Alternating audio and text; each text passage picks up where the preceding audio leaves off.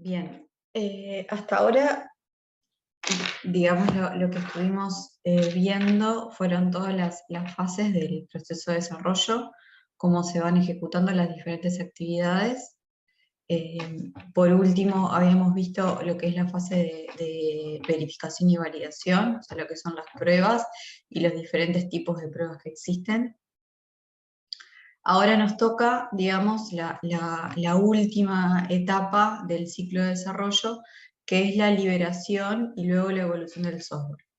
La liberación consiste en dejar disponible el sistema a todos aquellos usuarios que vayan justamente a hacer uso del nuevo sistema, y la evolución es todo lo que sigue, digamos, y acompaña justamente la operativa y el mantenimiento del producto para que pueda continuar siendo usado, ya sea para solucionar los errores o los problemas que vayan surgiendo de la operativa diaria, para incorporar nuevos cambios, para adaptarlos a nuevas tecnologías, digamos, todo lo que sea necesario cubrir y considerar justamente para que el software siga siendo útil para los usuarios. ¿Sí?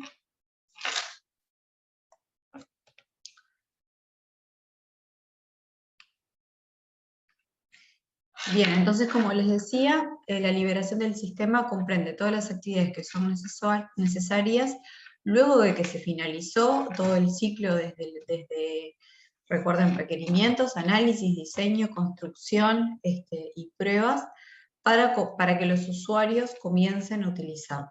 ¿Ah? No se trata solamente de desplegar el sistema, se usa mucho la palabra desplegar, sobre todo porque también pueden encontrar como término sinónimo el deploy, que bueno, es una palabra en inglés, pero el desplegar es como la traducción a español, pero bueno, se usa mucho, tanto lo que es liberación, despliegue o deploy, son tres palabras, digamos, que son sinónimos en este caso. ¿No? Incluye un montón de otras actividades que no es solo, digamos, dejar el producto en el ambiente de producción. Recuerdan que también cuando vimos la fase de pruebas hablamos de que existen diferentes ambientes, mínimamente uno de desarrollo, uno de pruebas y uno de producción. Y bueno, justamente el producto durante esta fase, la fase de liberación, debería quedar disponible en un ambiente de producción. Pero bueno, también incluye otras actividades, como ser la instalación y configuración, la adopción del software y el entrenamiento y apoyo en el uso. Estas actividades se pueden dar en mayor o menor medida dependiendo del producto, dependiendo del impacto, dependiendo de las características. Quizás en algunos casos no requiera tanto entrenamiento porque es un software bastante sencillo de usar. Quizás en otros productos el entrenamiento que se requiere es bastante más. O bueno, esto de qué grado de adopción va a tener el software, cómo lo voy a hacer, si lo voy a hacer paulatino, si lo voy a hacer en una organización. Entonces, todas estas características obviamente van a depender justamente de la naturaleza del producto y del proyecto y de la organización donde va a estar inmerso. Entonces, ¿en qué consiste la instalación y configuración? Bueno, justamente es instalar el software para que quede disponible y operativo. Como decíamos, ¿qué tan complejo es esto? Va a depender de la tecnología, de restricciones funcionales y de requisitos de disponibilidad. ¿Ah?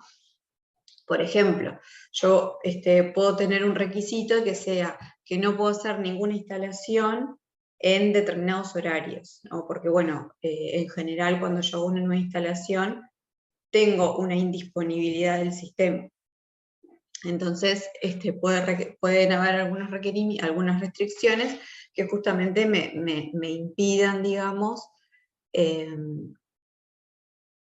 realizar esta instalación en determinados horarios. Es importante considerar la facilidad de instalación, no solo en la liberación inicial, sino en las sucesivas liberaciones. Recuerden que el producto se libera por primera, o sea, yo voy a liberar una primera versión del producto, que en general esa primera liberación es como la más compleja, porque justamente al ser la primera hay un montón de configuraciones que se realizan solo una vez y que no es que se tengan que realizar cada vez. Pero en realidad es importante considerar que justamente mi producto va a ir evolucionando, ya sea porque tengo un modelo de proceso, por ejemplo, en iterativo incremental o ágil, entonces voy a hacer liberaciones frecuentes, o también como vamos a ver durante la evolución y mantenimiento del producto, también voy a ir haciendo liberaciones.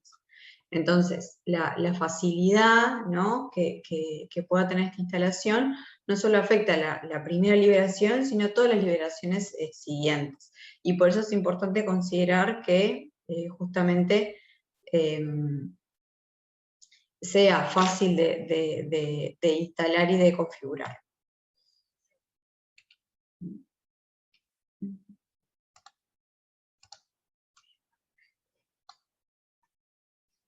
Muchas veces esta instalación y configuración incluye migración de datos o carga de datos, o sea, esto es si es un sistema que va a utilizar datos que ya existen en la organización, parametrización de procesos, carga de usuarios y asignación de permisos. Esto es bastante común. La migración o carga de datos seguramente exista, que digamos que se tengan datos que ya existen en la organización y que mi nuevo sistema los va a utilizar.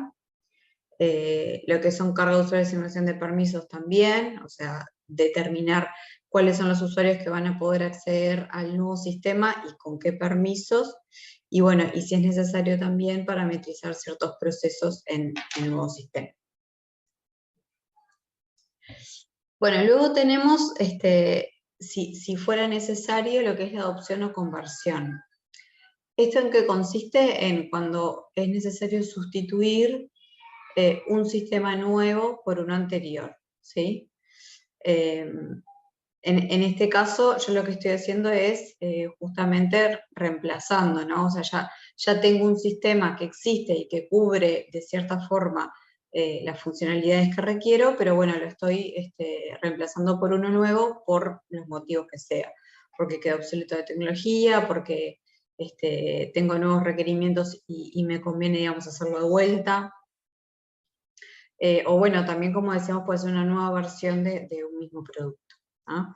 Ahí es importante planificar esta estrategia de conversión, cómo se va a hacer, sobre todo pensando en que los usuarios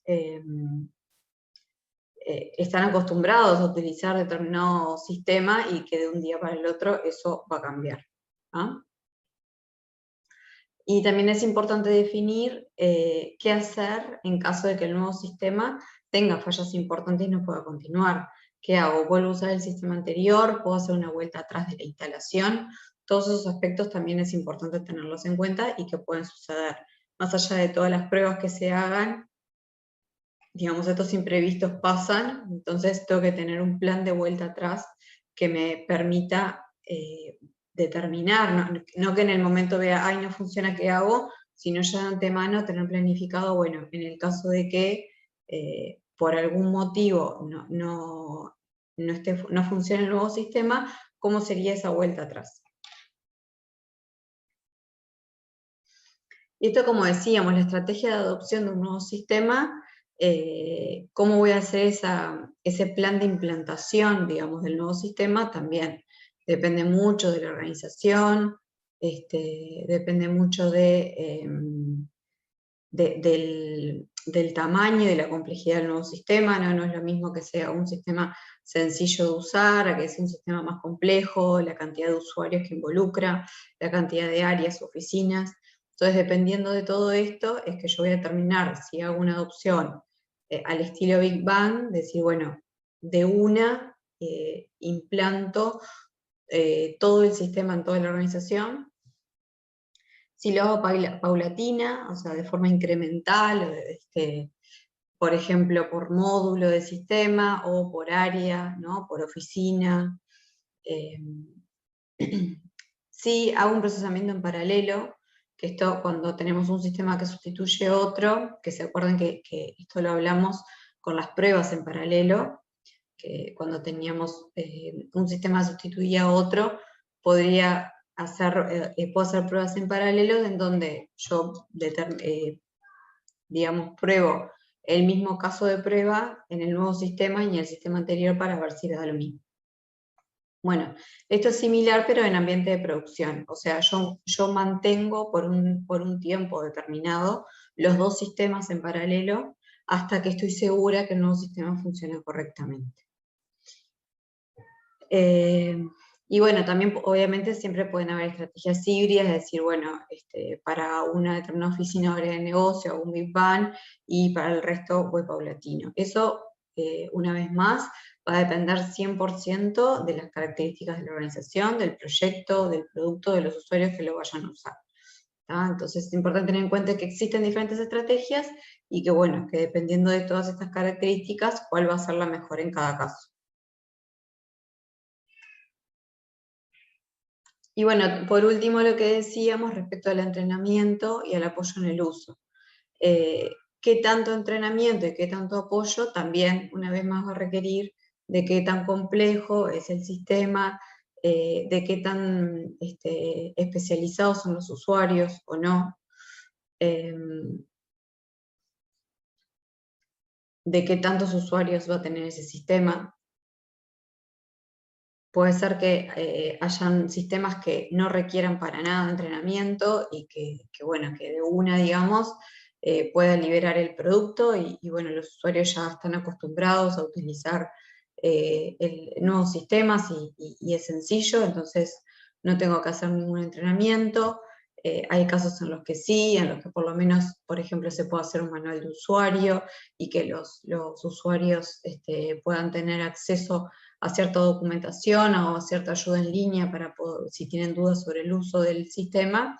O bueno, también pueden haber como capacitaciones obviamente más formales, en donde bueno, se hace realmente una instancia de entrenamiento formal para que los usuarios aprendan a usar el sistema, ¿no? Y bueno, obviamente pueden haber capacitación para lo que son usuarios finales, que bueno, son justamente los usuarios propios del sistema, y puede haber como una instancia de capacitación diferente para lo que son los administradores y operadores del sistema, que bueno, que van a tener otras funciones que los usuarios no deberían tener.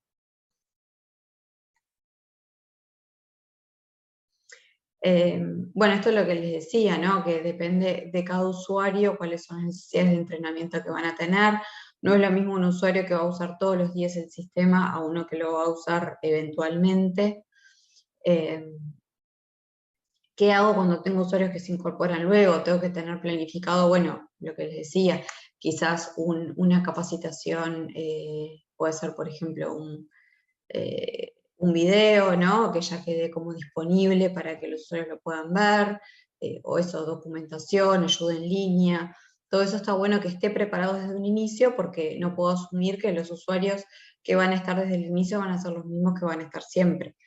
Entonces, si se va un usuario, si se incorporan nuevos, tener como esa documentación, ese material ya preparado para que sea fácil si tengo nuevos sistemas de incorporar en el uso nuevos usuarios, perdón, incorporar en el uso del sistema.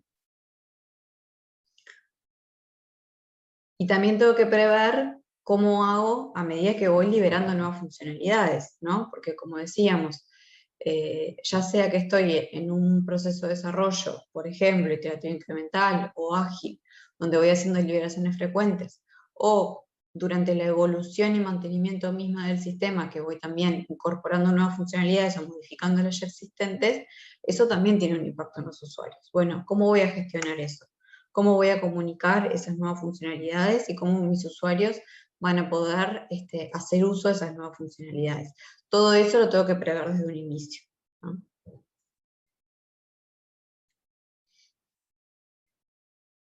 Bueno, y esto es lo que les comentaba, ¿no? Ya tener previsto ese material de soporte, desde documentos, o sea, manuales de usuario, que bueno, ahí lo más importante es mantenerlos actualizados, porque sucede mucho que yo genero un manual de usuario cuando libero la primera versión del sistema y después no lo actualizo más. ayudas en línea, demostraciones, talleres, simulacros de uso, son muy utilizados y muy útiles, ya, o sea, directamente hacer talleres y que los usuarios hagan uso del sistema en el propio taller, más que solo leer un documento. Y otra estrategia muy utilizada y que está buena es tener usuarios expertos, ¿no? Bueno, que haya un conjunto de usuarios que sean como los referentes, y si el resto de los usuarios tienen dudas bueno, necesitan un poco más de apoyo para el uso del sistema, recurren a estos usuarios expertos. Entonces, la forma en la que se da este entrenamiento, como les decía, va a depender 100% de la complejidad, del nivel de especialización que tengan los usuarios, de la cantidad de usuarios, de qué tan grande es la organización. Digamos, dependiendo de todas esas características, cómo voy a ir planificando mi entrenamiento. Y bueno, y lo que es importante, que les decía también, es considerar no solo el entrenamiento inicial, cuando hago la primera liberación del producto, sino cómo va a influir, digamos, cómo voy a soportar el entrenamiento de nuevos usuarios y cuando vaya incorporando nuevas funcionalidades al nuevo sistema. Bueno, esto es lo que decíamos, o sea, una opción es tener disponible documentación, que facilita el soporte y la solución de problemas. Puede atender distintos roles, puedo tener un manual de usuario, un manual de operadores, una guía general del sistema, una guía para el desarrollador, o sea, dependiendo de qué tipo de usuario tengo para el sistema, puedo tener diferentes guías y documentaciones. Está bueno, ayuda mucho tener documentación, y vuelvo a repetir, lo que es muy importante es que esa documentación esté actualizada, si no pierde valor.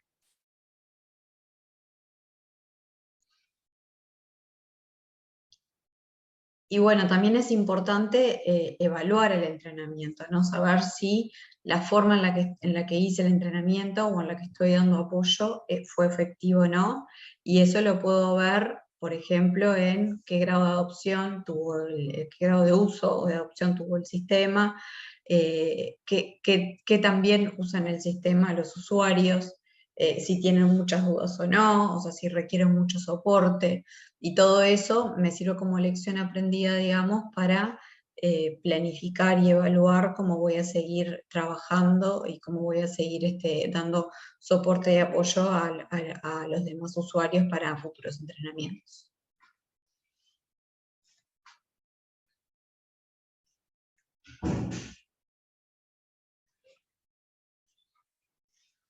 Bueno, durante el uso del sistema también, o sea, hay digamos, determinado soporte que se puede dar y que también contribuye a facilitar el uso del sistema. Desde guías de mensajes de error, porque a veces los mensajes de error de repente no son muy claros y no sabemos qué significan. Entonces, tener una guía de una descripción más detallada ayuda a usar el sistema.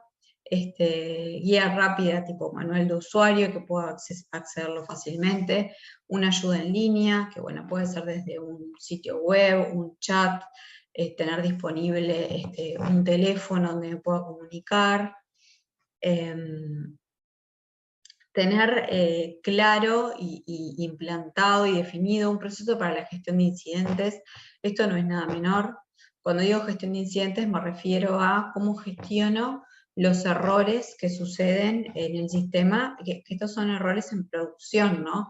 No son los defectos de los que hablábamos, digamos, cuando estábamos en la etapa de pruebas, en donde, bueno, yo iba reportando los defectos y juntaba, ¿no? Hacía como una listita de todos los defectos y luego se los pasaba al equipo de desarrollo para que los corrigiera, y ese ida y vuelta que decíamos que se da durante la fase de pruebas.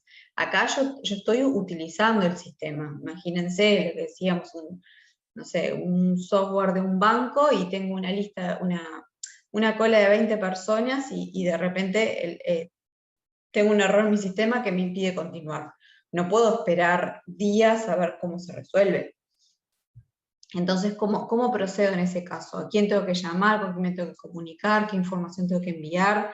¿Quién lo resuelve? ¿Cómo? todo ese proceso, digamos, que se da para gestionar incidentes, y vuelvo a repetir, cuando hablo de incidentes me refiero a errores en el ambiente de producción, y que tienen que ser resueltos digamos, con una urgencia y con una rapidez que no tiene nada que ver, digamos, con lo que son los errores reportados en un ambiente de pruebas. Obviamente que dependiendo del tipo de incidente puede llegar a demorar, no sé, desde 5 minutos, 2 horas o 2 días resolverlo, ¿no? A veces lo que se hace es se encuentra como lo que se denomina un workaround o una solución temporal, y bueno, y con esa solución temporal se puede seguir operando el sistema aunque no tenga el incidente resuelto. Pero es importante que esté claramente definido y claramente comunicado, porque yo capaz que tengo un proceso de incidentes divino, definido, planificado, pero nadie lo conoce. Entonces, a la hora de que haya cuando hay un nuevo incidente, ¿qué sucede? Que nadie sabe cómo actuar, ¿no? Entonces, no solo que esté definido, sino que también todas las partes lo conocen. Y bueno, funcionalidades para deshacer el procedimiento de contingencia. Esto es lo que les hablamos al principio, decir, bueno, tengo que también tener planificado qué hacer ante determinadas situaciones que, por ejemplo, requieran, no sé, hacer uso de otro sistema, o esto, ¿no? De un workaround, o, no sé, cuando hablo de contingencia también puede ser a nivel de datos, bueno, hay una base de datos que no está accesible, entonces voy a acceder a otra que tengo, digamos, una réplica. Todas esas eventualidades que, bueno, que si suceden son excepcionales, pero en el momento que suceden tienen un impacto tan grande que realmente el costo, digamos, que yo tuve por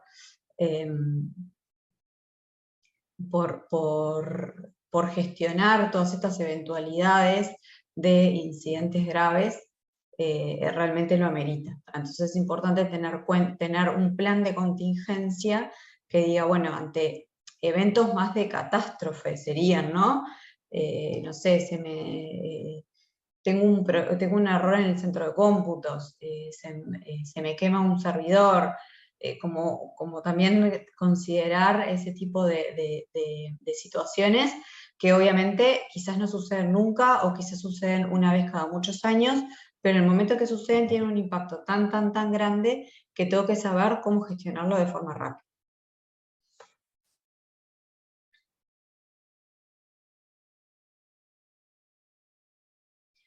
Bien, ¿dudas hasta acá?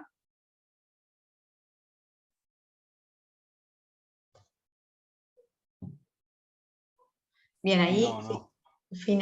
finalizamos lo que es, digamos, la etapa de liberación, que bueno, tiene que ver, como les decía, con todas las actividades que involucran dejar el producto disponible para los usuarios, y no solo la primera vez, sino todas las sucesivas veces, y bueno, como ven, no es algo tan sencillo como decir, dejo el producto listo, sino que hay un montón de factores a tener en cuenta, ¿no?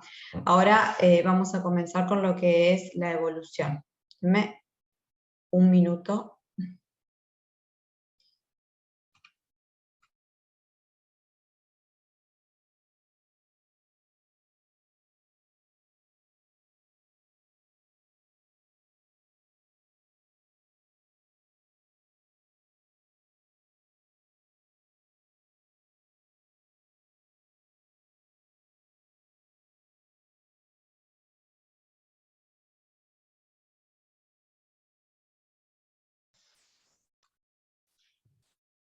Bien. Empezamos con lo que es la evolución del software. Como decíamos, el producto, una vez que fue liberado, es bastante irreal pensar que no va a evolucionar, que no va a tener cambios, que digamos que no se va a tener que adaptar a nuevas necesidades y que no va a tener errores, ¿no? Entonces, todo eso es importante considerarlo, y es que por eso el producto, una vez que una primera versión del producto está en producción, es que comienza, digamos, lo que denominamos la evolución. En realidad, lo que puede suceder es que convivan lo que es el desarrollo de un producto con la evolución. ¿Qué significa esto? Si yo tengo, por ejemplo, un proceso iterativo incremental, imagínense que voy a liberar 3 versiones diferentes del producto, ¿no? Tengo un proceso de liberaciones parciales y bueno, tengo definidas 3 versiones a liberar.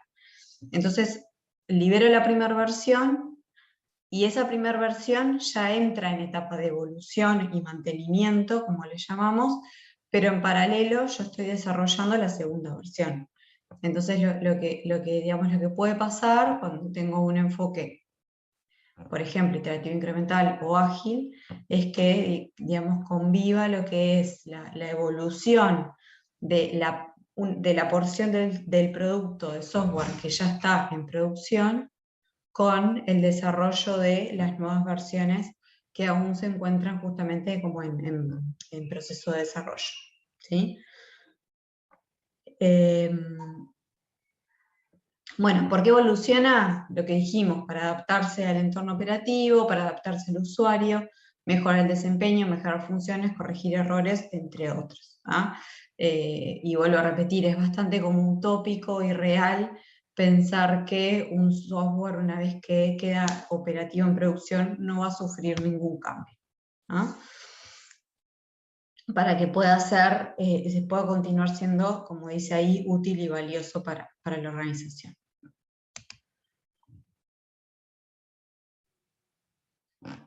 Bien, los sistemas de software representan activos críticos del negocio de las organizaciones, eso lo sabemos. Para mantener el valor deben ser modificados y actualizados, como les decía. La mayor parte del presupuesto está dedicado al cambio y a la evolución del software existente.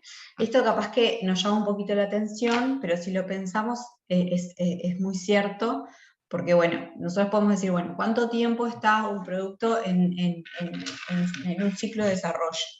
Y podemos decir, no sé, dependiendo obviamente de la complejidad y del tamaño del producto, va a estar 3 meses, 6 meses, 9 meses, un año, no sé, supongamos, ¿no? ¿Cuánto tiempo puede estar un producto en evolución y mantenimiento?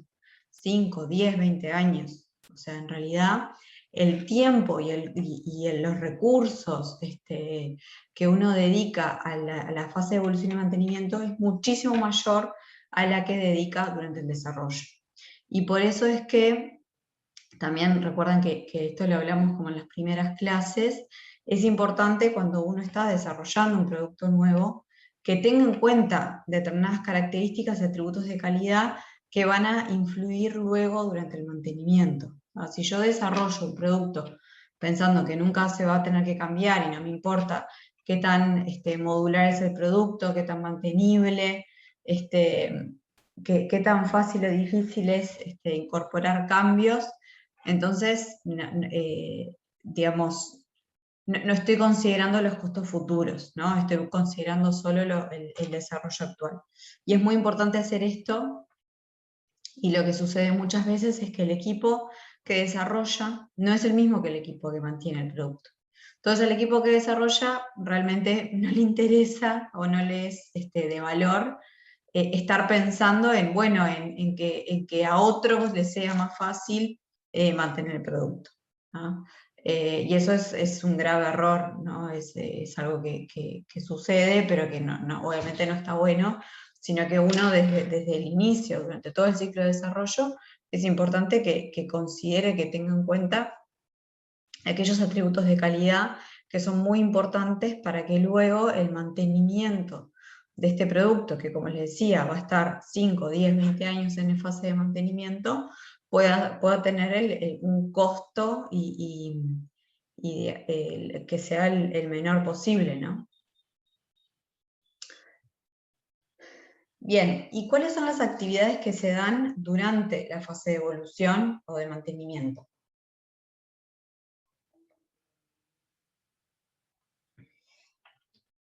Las actividades que se dan son las mismas que se dan durante el ciclo de desarrollo. Lo que sí se dan como mucho menor medida, ¿no? Y cambian un poquito, como quizás algunas actividades o fases cambian un poquito conceptualmente y lo vamos a ver. Pero bueno, básicamente yo tengo requerimientos de cambio, ¿no? Imagínense, tengo un producto que ya está liberado y entra en fase de evolución. Tengo errores, cambios, ¿no? Adaptaciones que hacer, sea por nuevas funcionalidades, por una nueva reglamentación que tengo que cumplir, por lo que decíamos, una corrección de un error.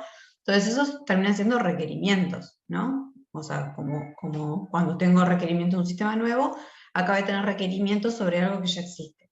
Y esos requerimientos se tienen que analizar, se tienen que diseñar, se tienen que construir, se tienen que probar y se van a liberar en una nueva versión del producto.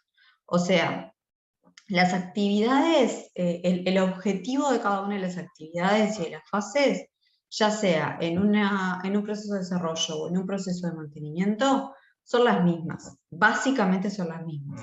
Ahora vamos a ver que existen algunas diferencias importantes a considerar, que son en la etapa de análisis, ¿no? Cuando decimos, bueno, yo tengo mis requerimientos de cambio ya especificados, ahora los voy a analizar.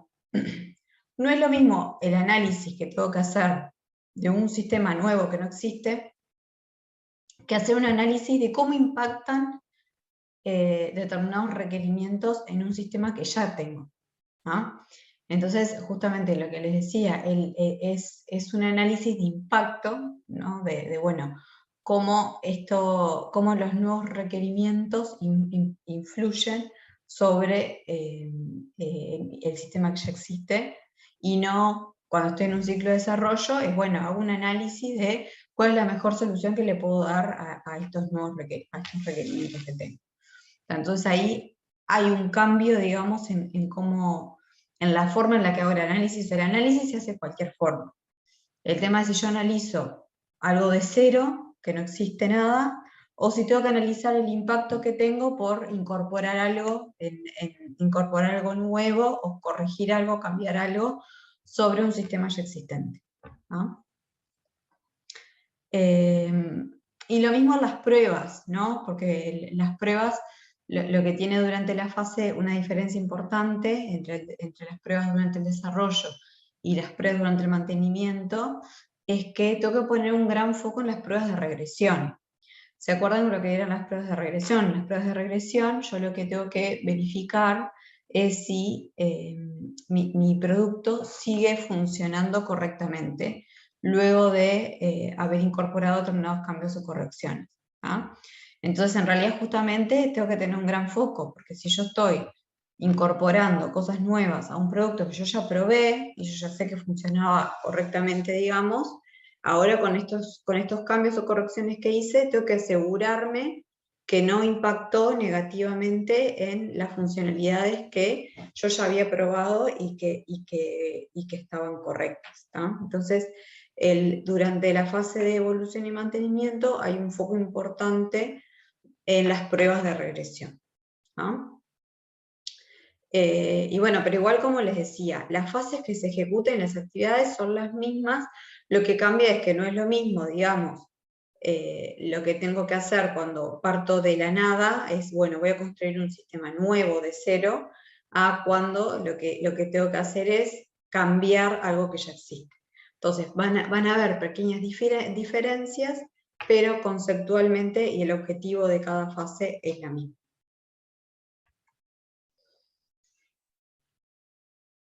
Entonces, esto es lo que hablábamos, ¿no? Que tenemos siempre una fase de desarrollo inicial.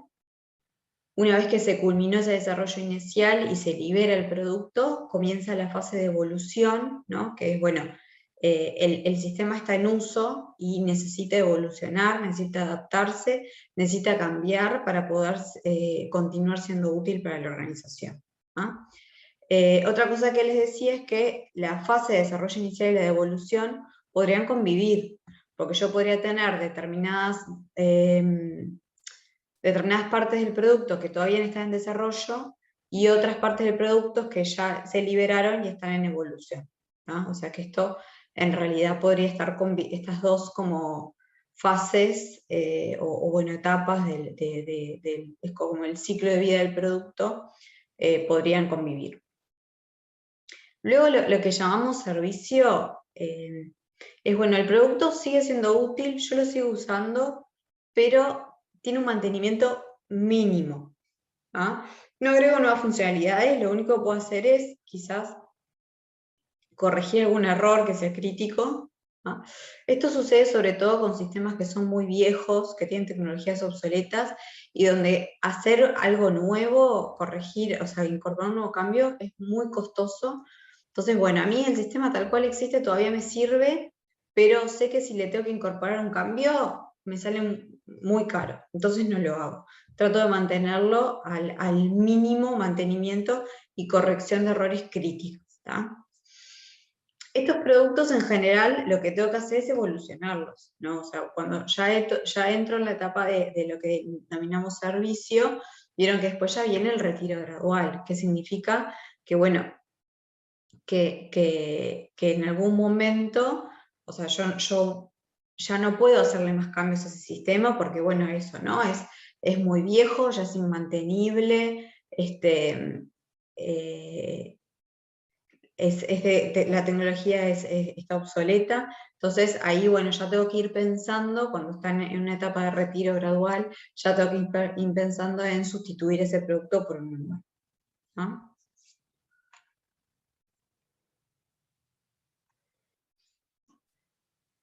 Bueno,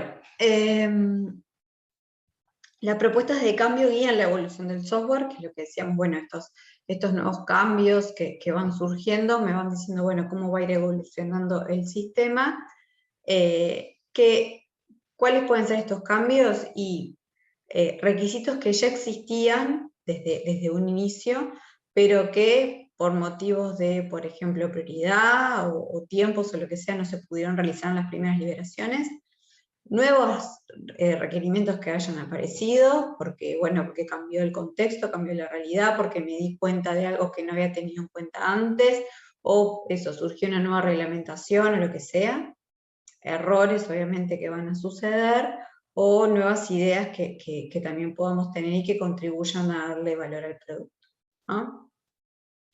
Se deben identificar y relacionar los componentes que son afectados por un cambio, permitiendo estimar el costo y el impacto del cambio. Eso es lo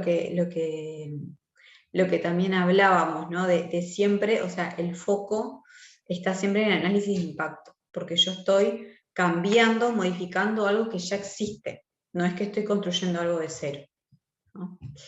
A ver, puede ser que yo estoy desarrollando una nueva funcionalidad y ahí sí está, pero ahí estoy construyendo algo de cero o estoy modificando. En realidad es como un mix, porque por un lado estoy desarrollando una nueva funcionalidad que no existía, pero esa nueva funcionalidad se tiene que incorporar al producto que ya existe también. Entonces, puede haber mayor o menor impacto dependiendo de lo que estoy haciendo, pero impacto en el producto siempre va a haber.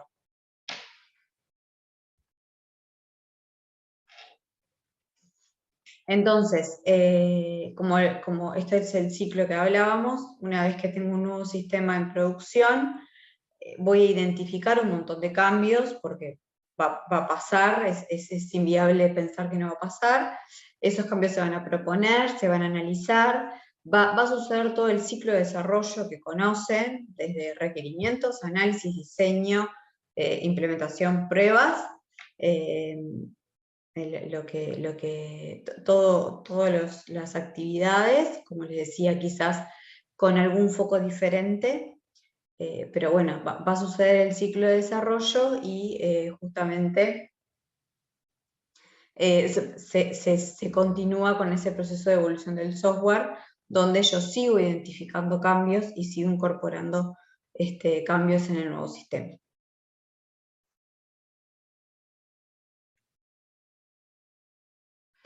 ¿Cuándo termino este ciclo? Y la verdad que nunca, porque es lo que decíamos, o cuando el sistema ya está en una fase como de servicio o de retiro gradual, que hablábamos hoy, ¿no? Ahí ya, bueno, los cambios que voy a tener son mínimos o ninguno, pero en realidad mientras que esté en fase de evolución, este ciclo va a continuar. porque es bastante como inviable pensar que no voy a tener cambios en un producto. Puedo tener más o menos frecuentes, puedo tener más errores que corregir o menos, pero seguramente cambios para hacer tengo. Bueno, y esto es un poco, digamos, cómo es el proceso de evolución, que como ven, se asimila 100% al proceso de desarrollo que venimos viendo. Las peticiones de cambio son como los requerimientos, mejor dicho. El análisis de impacto es la fase de análisis, que bueno, lo que les decía, la principal diferencia es que yo tengo que analizar cómo impactan los nuevos requerimientos en algo que ya existe.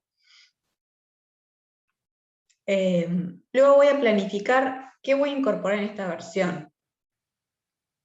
¿Qué significa eso? Que bueno, que yo puedo tener un montón de requerimientos de cambio, los analizo y bueno, digo, bueno, de estos 10 requerimientos de cambio, ¿puedo hacer los 10 o no puedo? Entonces armo como paquetitos, eso es lo que le llamo planificar la versión, ¿no? Voy haciendo como paquetes, voy diciendo, bueno, de estos 10 requerimientos voy a seleccionar estos 5, y armo un paquetito, y sobre ese paquetito es que hago la implementación, las pruebas y la liberación. Y luego armo otro paquetito de cambios. Veo el impacto, lo construyo, o sea, lo implemento, lo pruebo, lo libero. Eso es lo que llamamos planificación de la versión, que en realidad, digamos, capaz que yo tengo una lista de los Reyes Magos de, no sé, 50 requerimientos y no voy a poder hacer todos a la vez, entonces voy planificando diferentes versiones donde voy agrupando los cambios y los voy implementando y los voy liberando. Y también, ¿no? A medida que hago nuevos cambios y voy liberando nuevos cambios, surgen otros, ¿no? Otras peticiones de cambio que antes no tenía. O sea, esto no es que yo tengo una lista inicial de 20 requerimientos y se van a mantener de por vida. Esto es obviamente muy variable, ¿no? Muy dinámico. Seguro que a medida que voy incorporando nuevas funcionalidades, también voy teniendo nuevas peticiones de cambio.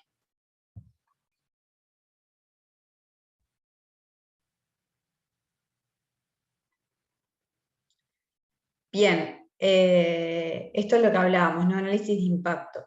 El costo y el impacto de los cambios se valora para saber qué tanto resultará afectado el sistema y cuánto costará. Lo que les decía, es analizar, bueno, cómo impacta el nuevo requerimiento en el sistema que ya existe. Cuando el equipo de mantenimiento es diferente al de desarrollo, la implementación incluye una comprensión del programa. Esto también es importante que también lo hablamos, de que, bueno, que no siempre el equipo que desarrolló el producto es el mismo que el que lo mantiene. Entonces imagínense, si tienen que modificar algo que no conocen, al inicio, digamos, obviamente van a tener una curva de aprendizaje de, bueno, de realmente ponerse, digamos, en conocimiento de cómo es ese producto antes de poder modificarlo. Y la planificación de la versión, ¿no? Lo que decíamos. Considerar los cambios, todos los cambios que tengo hasta los propuestos, pero decidir cuáles voy a implementar en la siguiente versión. ¿No? O sea, luego de analizar el impacto, otra, por ejemplo, ¿no? Otra cosa que puedo hacer es decir, bueno, planifico las versiones por módulos impactados. Entonces tengo, imagínense, 20 requerimientos y yo sé que hay 5 requerimientos que todos impactan en el mismo módulo del producto. Entonces, bueno, hago una versión donde voy a impactar ese módulo. Entonces tomo los 5 requerimientos y me es mucho menos costoso hacer cambios, ¿no? Hacer todos los cambios juntos sobre un mismo módulo que hacer cambios en 10 módulos diferentes, ¿no? Pero bueno, eso también, cómo planifico la versión, va a depender también de las prioridades que tengan el equipo, el cliente, digamos, ¿no? No es que yo puedo decidir cómo planificar la versión y cuáles son los cambios que quiero implementar y cuáles no. Obviamente es una negociación, puedo sugerirlo, pero bueno, obviamente es justamente eso, es una negociación entre lo que el cliente quiere y necesita y lo que sea también menos costoso para el equipo de desarrollo. Y bueno, y como decíamos, bueno, después que se planifica, se implementa, ¿no? Se valida, se prueba, se valida, y se libera una nueva versión. Y vuelve a suceder el mismo proceso N veces, ¿sí? ¿Qué tanto voy a poder hacer? ¿Qué tantos cambios voy a poder tomar? ¿Qué tanto voy a poder liberar? Y va a depender de cuántos recursos tengas también, ¿no? De cuántos recursos tenga asignados para evolucionar ese producto.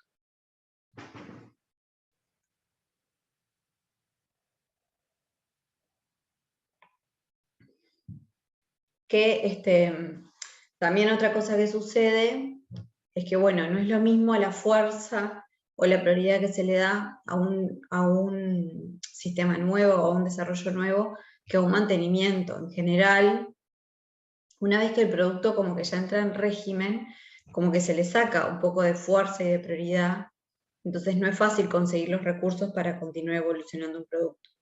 Es más, es bastante común que un mismo equipo tenga a su cargo el mantenimiento y evolución de muchos productos. Entonces ahí es como aún peor, porque se tiene que planificar y se tiene que priorizar los diferentes mantenimientos sobre los diferentes productos que existan, y el equipo y los recursos son los mismos, ¿no? Eso es bastante común que suceda, sobre todo en organizaciones grandes, que no es que tenga un equipo de mantenimiento para un producto, sino que el mismo equipo mantiene muchos productos.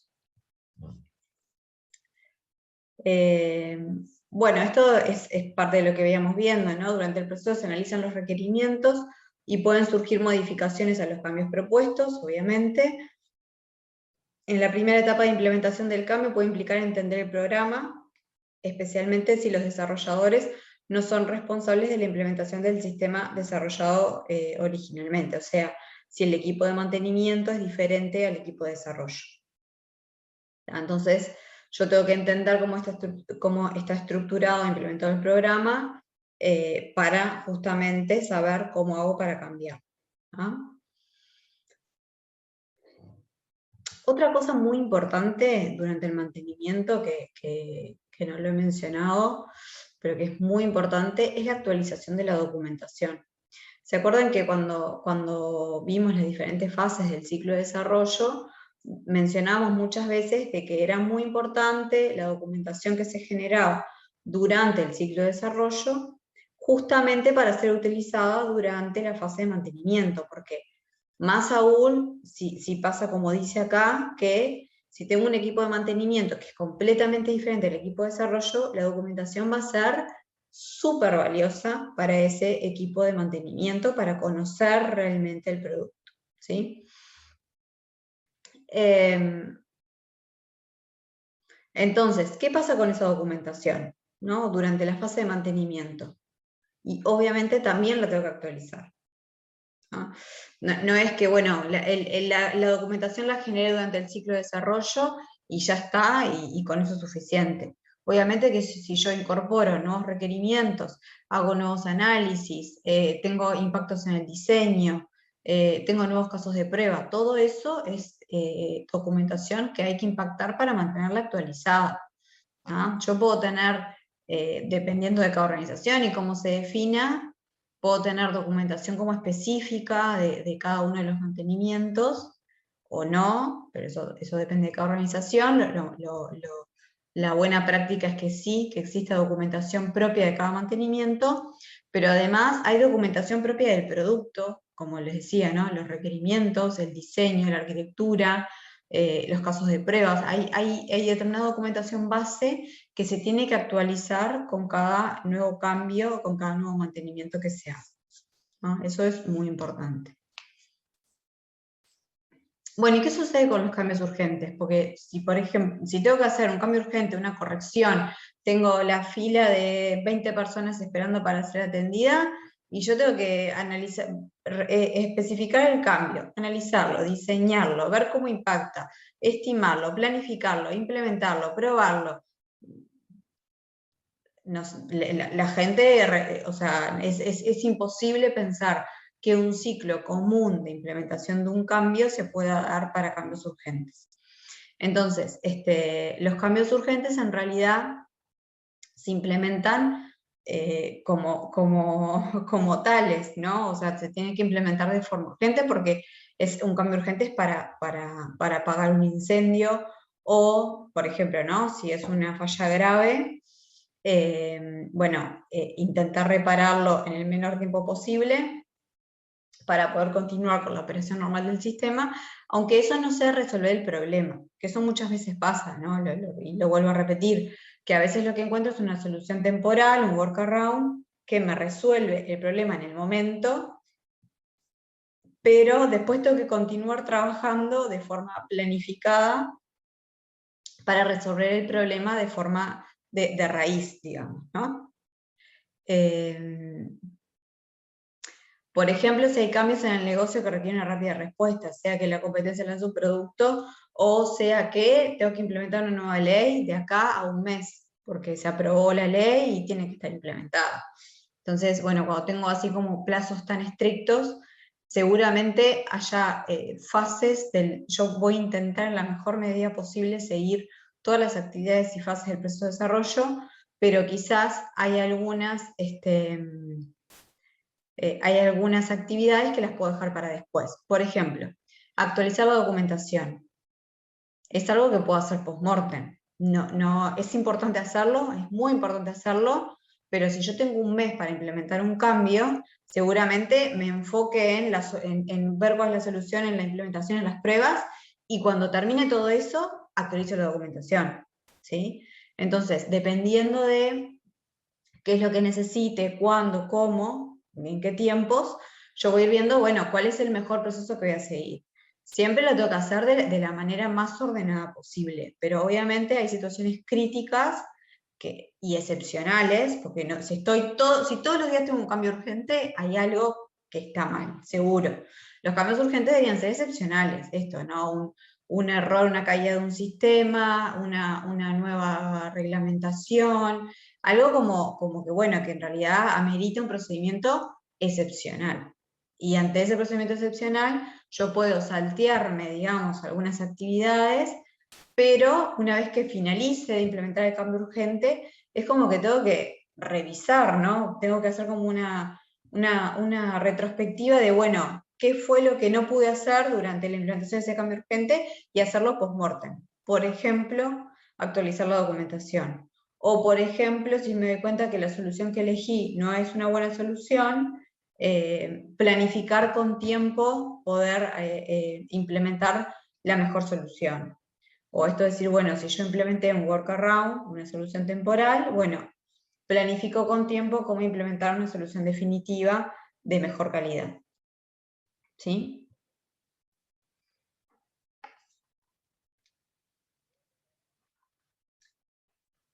Bueno, entonces, dentro del procedimiento de cambio, yo voy a pasar, esto ya lo dije, pero lo vuelvo a repetir, voy a pasar por todas las mismas etapas que paso en un ciclo de desarrollo común, voy a evaluar el cambio, lo voy a priorizar, voy a analizar el impacto, lo voy a implementar, lo voy a probar y lo voy a poner en producción. ¿tá? Y por otro lado, como decíamos también, tengo un procedimiento de cambio para solicitudes, para cambios urgentes o de emergencia, que repito, tienen que ser excepcionales. Si todos los días hay un cambio urgente, hay algo que seguro no está funcionando bien. ¿tá? Entonces, bueno, acá en realidad resumo un poquito de lo que ya estuvimos viendo, de cuáles son las diferentes etapas por las que pasa una solicitud de cambio, que también, como les decía, importante, es una solicitud de cambio sobre un sistema existente. Entonces, lo primero que hago es analizar el impacto que tiene este cambio en el sistema existente. Tengo que entender el software a cambiar, que bueno, si es lo que decíamos, es un equipo de desarrollo, un equipo de mantenimiento nuevo, es una actividad que va a llevar su tiempo. Tengo que implementar el cambio, tengo que evaluar otros posibles impactos que pueda tener en el sistema, y tengo que probar el software afectado. Acá, ¿qué significa? Entonces, ¿qué significa? Que tengo que probar el nuevo cambio o los nuevos cambios que hice, y, muy importante, pruebas de regresión. Verificar que mi sistema existente no haya sido afectado, digamos, por estos nuevos cambios y que siga funcionando correctamente. Hasta que pongo en producción una nueva versión del sistema y vuelvo a comenzar todo el cambio. vuelvo a comenzar todo el ciclo. ¿Sí? Y esto que viene como por encima, que es la gestión del mantenimiento, es lo que llamábamos también esto de planificar, ¿no? De decir, bueno, ¿cuáles son? Porque acá yo tengo un montón de cambios, entonces, bueno, ¿cuáles son los cambios? El paquetito, lo que nosotros llamamos paquetito de cambios que voy a implementar en la nueva versión. Entonces voy teniendo como un montón de requerimientos y voy armando como paquetitos y voy haciendo todo este ciclo por cada paquetito. No tiene mucho sentido hacer todo este ciclo por un cambio, porque en realidad es costoso, digamos. Y voy a decir lo que ya dije, pero cómo agrupo o cómo determino la composición de esos paquetitos es una negociación entre el cliente y el equipo técnico. Sea porque a veces el cliente necesita sí o sí determinados cambios por urgencias, por tiempos, lo que sea, y bueno, y ahí ya tengo el paquetito determinado, digamos, porque el cliente me lo determinó, o si en realidad no tengo tanto urgencia de tiempos, puedo negociar, decir, bueno, podemos agrupar por todos los cambios que impactan en el mismo lugar, entonces al equipo de desarrollo le es mucho más fácil implementar esos cambios juntos en una nueva versión, ¿no?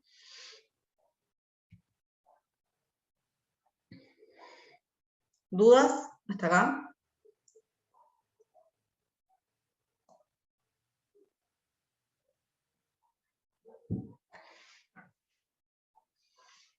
Bien.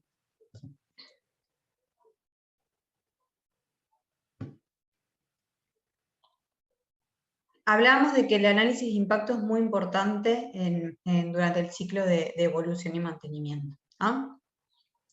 Para poder analizar el impacto es importante mantener una trazabilidad de los componentes que se van generando a lo largo de las diferentes fases del proceso de desarrollo. Esto ya lo habíamos hablado en otros momentos, en otras clases, pero bueno, acá es donde se ve como más que nada la importancia de mantener una trazabilidad de los diferentes componentes.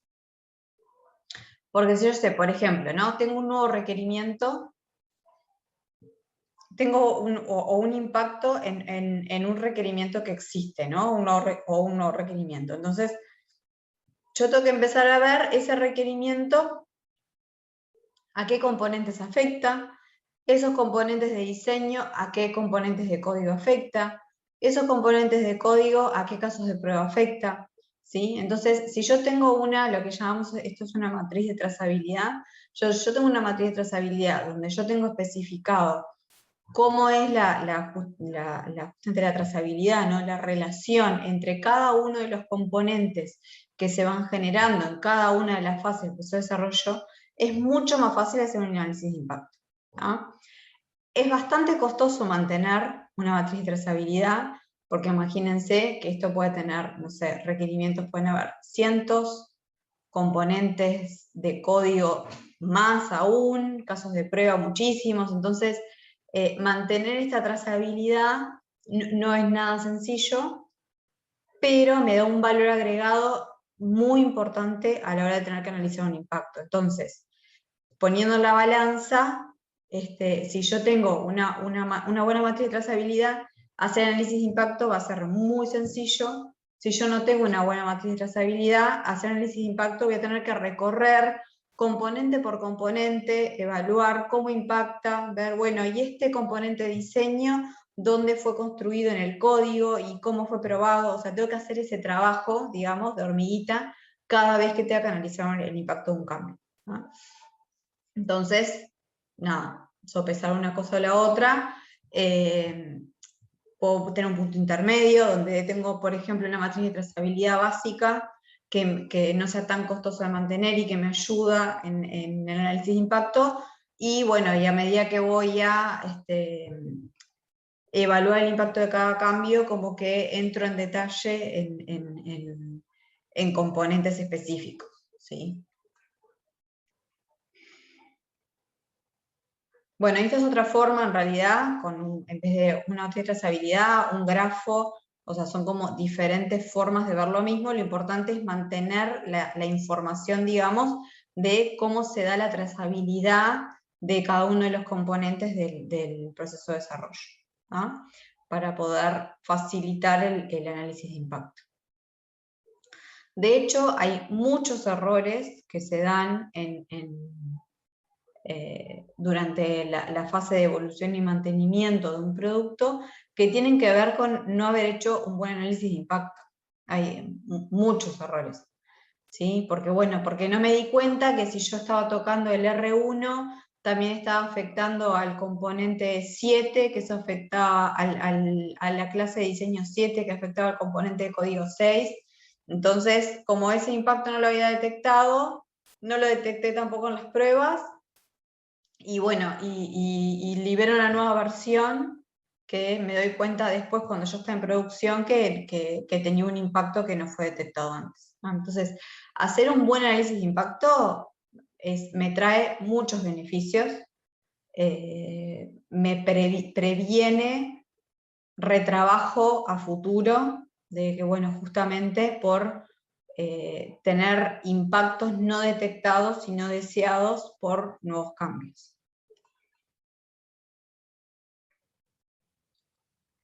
Bueno, los métodos ágiles y la evolución. Y acá es como nos podemos cuestionar, ¿qué es la evolución cuando aplico un método ágil? Porque en realidad si yo estoy continuamente incorporando en los métodos ágiles, yo estoy sprint, por ejemplo en Scrum, sprint a sprint, incorporando nuevas funcionalidades, en realidad ya estoy evolucionando.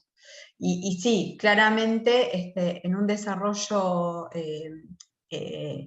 ágil, y bueno, también en un desarrollo incremental, dependiendo de cómo se planifique ese desarrollo incremental, la evolución es algo natural, lo que les decía, ¿no? Como que convive lo que es la evolución de lo que ya está en producción con el desarrollo de las nuevas versiones, ¿no? Esto también lo hablamos, ¿no? Que las pruebas de regresión automatizadas son muy valiosas, porque recuerdan que dijimos que las pruebas de regresión lo que verifican es que el producto sigue funcionando correctamente y que aportaba mucho valor automatizarlas, justamente porque son muy repetitivas. En general las pruebas de regresión es como que siempre pruebo los mismos casos de uso. Y bueno, si estoy usando una metodología ágil, puedo expresar los cambios también como historias de usuario, igual que como lo hice con los requerimientos. Ahora, si yo tengo, una cosa es cuando yo estoy como en un desarrollo, o sea, estoy conviviendo, lo que les decía, ¿no? Que estoy como evolucionando un producto que ya está en producción y a la vez estoy desarrollando nuevas funcionalidades, y ahí es como, bueno, sigo teniendo el mismo tipo de desarrollo, etc. Pero otra cosa es cuando un producto ya entra en fase de mantenimiento, digamos, es otro el equipo, es un equipo de mantenimiento diferente al de desarrollo. Ahí el usar un método ágil no es tan lineal, ¿no? Porque imagínense lo que decíamos hoy, donde yo puedo tener un mismo equipo manteniendo N productos diferentes. Entonces, ¿cómo aplicaría un método ágil ahí? Porque quizás el product owner de cada uno de esos productos que tengo mantenimiento es diferente. Entonces, ¿cómo hago un Scrum con 10 product owners diferentes? ¿Quién me define cuáles son las prioridades? ¿No? Entonces, aplicar un método ágil en un ciclo de mantenimiento puro y duro, digamos, donde yo ya tengo mis productos en producción, finalizado el desarrollo y ya entran en la fase de evolución y mantenimiento, no es tan lineal. Por ejemplo, aplicar Scrum, y les digo por experiencia que lo he usado en varios equipos, no tiene punto de comparación aplicar Scrum en un proceso de desarrollo donde yo estoy desarrollando un producto de cero, donde ahí es muy útil, son muy útiles las metodologías ágiles. Ahora, cuando estoy en un equipo dedicado a hacer mantenimiento, utilizar una metodología ágil no es tan lineal. Nosotros por experiencia lo que hemos hecho es tomar algunas buenas prácticas, las metodologías ágiles, incorporarlas dentro del equipo de mantenimiento, pero no seguir como a rajatabla, digamos, lo que es el desarrollo ágil, como es, por ejemplo, un Scrum. Usamos más Kanban o otros también, que son más como herramientas o tips que te dan las metodologías ágiles, pero no es que tengamos las reuniones, las de planning, refinamiento, retrospectiva, porque lo hemos intentado, no digo que no se pueda, pero también por conocimiento de otras empresas de la industria, no es tan sencillo y tan lineal. ¿Ah?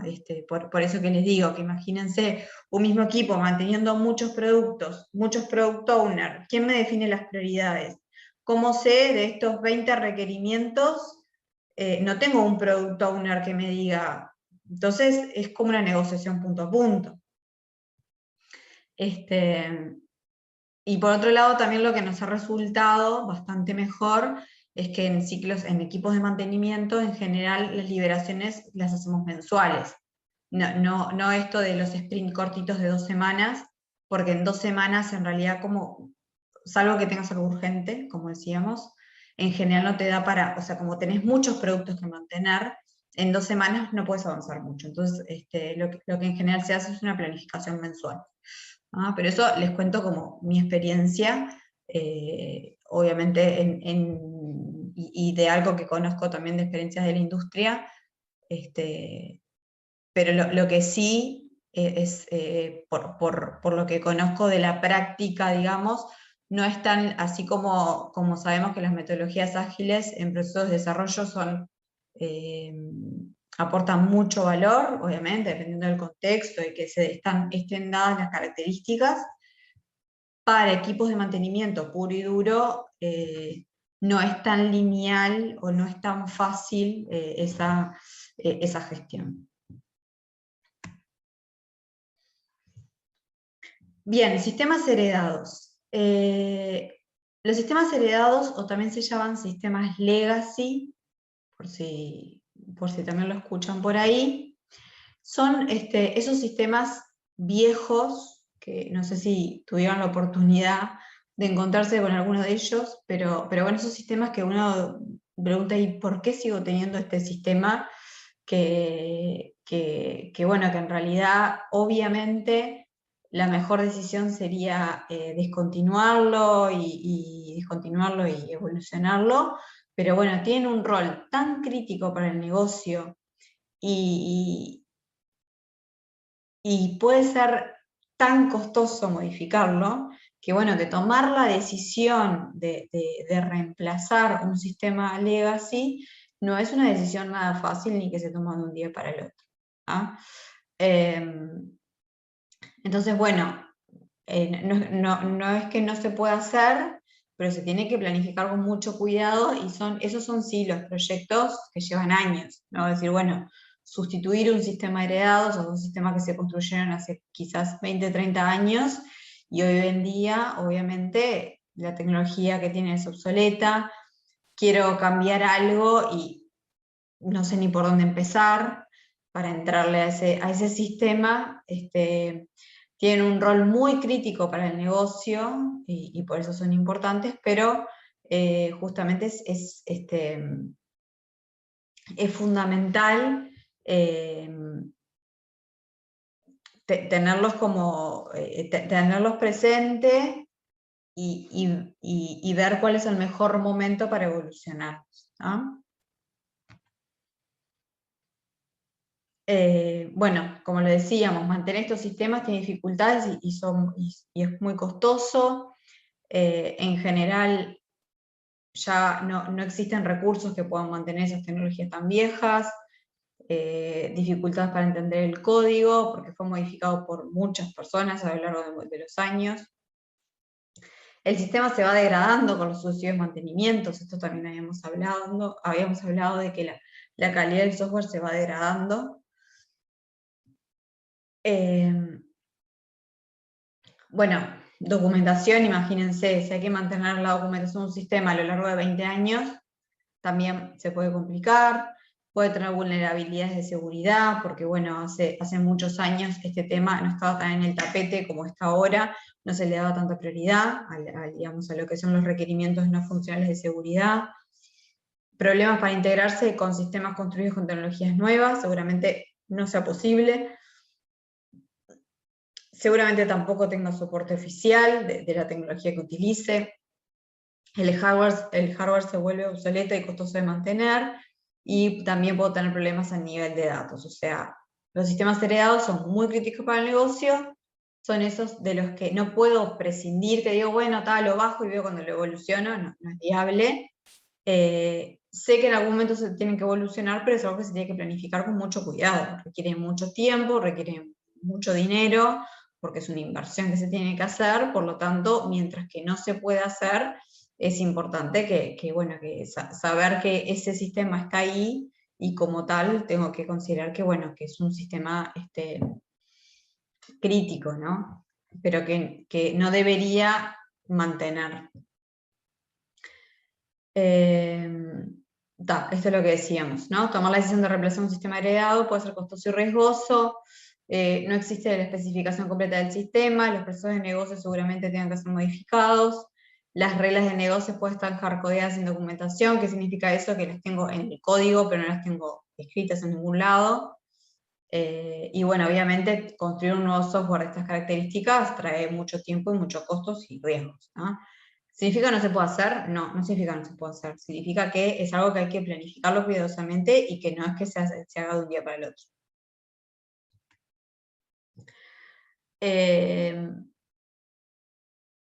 Bueno, justamente, ¿qué estrategia puedo adoptar para un sistema legado o heredado?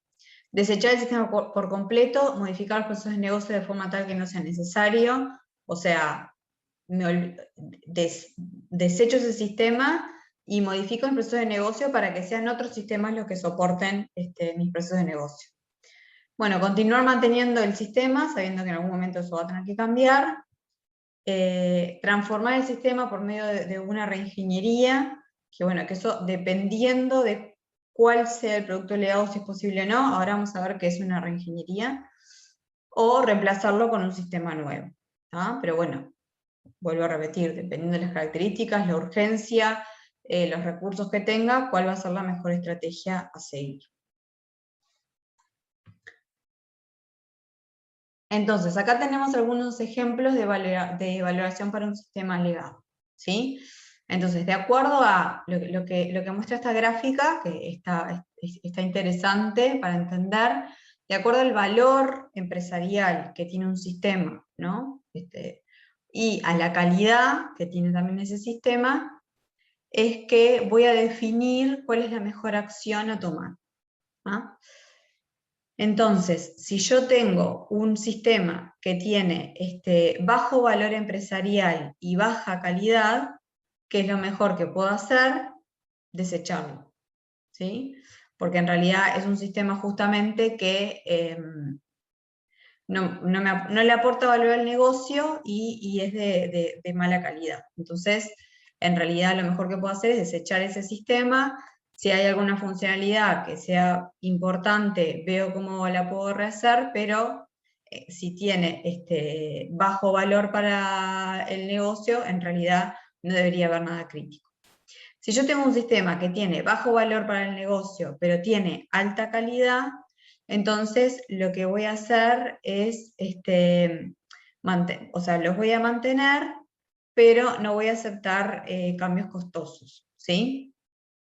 O sea, si tiene alta calidad, lo que debería suceder es que no debería ser costoso hacer nuevos cambios, pero por otro lado tiene bajo valor para el negocio, entonces tampoco es que me interesa tanto mantener este sistema,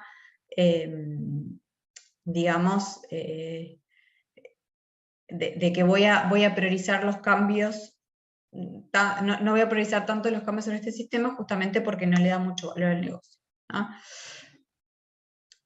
Luego, si tengo los productos que tienen alto valor empresarial y alta calidad, estos sí son los que quiero continuar evolucionando, que voy a continuar manteniendo porque justamente, o sea, tienen mucho valor para el negocio, y al ser de buena calidad no debería ser tan costoso mantenerlos. Entonces, esos son como obviamente los top, ¿no? Los que realmente los sistemas aquellos en donde yo voy a poner foco en invertir en mantenimiento, porque me va a ser menos costoso hacer el mantenimiento y me va a aportar más valor.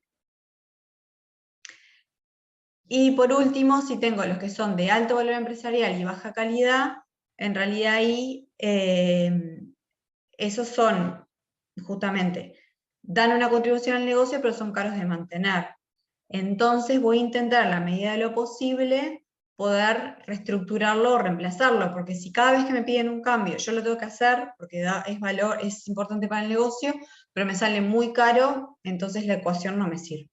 Entonces, esos son los sistemas que en general voy a intentar reemplazar con el objetivo de bajar costos. ¿Sí? Bueno, esto es un poco como para entender justamente las dos perspectivas más importantes, ¿no? De lo que es el valor para el negocio que tiene un sistema y la calidad en términos sobre todo de costo, ¿no? Decir, bueno, ¿qué tan costoso es mantener ese sistema? Bien, habíamos dicho que una de las estrategias que se puede seguir es la reingeniería del software. ¿Ah? La reingeniería es la reestructuración o la reescritura de parte o todo un sistema heredado sin cambiar su funcionalidad. ¿Ah? Entonces, en realidad yo hago como dice ahí, ¿no? Reestructuro mi sistema o puedo reescribir algunas partes, pero el software, digamos, sigue siendo el mismo. Esto me puede ser útil como una estrategia de prevención, digamos, ¿no? Para sistemas que necesitan un mantenimiento frecuente y que justamente es costoso hacer ese mantenimiento. Entonces, si yo hago una reestructura del sistema, seguramente los costos de mantenerlo a futuro sean menores, ¿no? Y dentro de lo que es la reingeniería tenemos la refactorización, que es el proceso de hacer mejoras a un programa para reducir la degradación del sistema a realizar cambios. ¿No? Es lo que decíamos, ¿no? Se toman como mantenimientos preventivos, o sea, yo hago como reestructuras en el programa, en el código, con el objetivo de que a futuro sea más sencillo el mantenimiento de ese producto. ¿No?